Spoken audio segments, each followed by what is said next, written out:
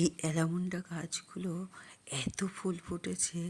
আমি আর একটা কাটিং বসিয়েছি, এবার দেখি কাটিং থেকে যদি হয় ভালো, অবশ্যই হবে, কেন হবে না।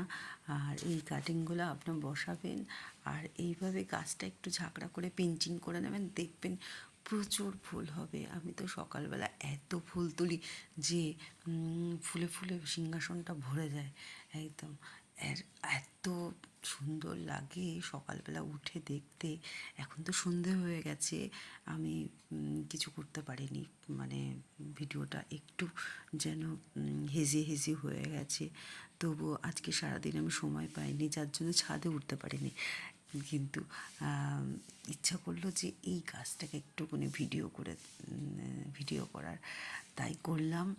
আর এত কুঁড়ি এসছে, এত কুঁড়ি এসছে, মানে সারা ছাদ বাগানের মধ্যে এই গাছটাই আলো করে রেখেছে, এত সুন্দর ফুল ফুটেছে।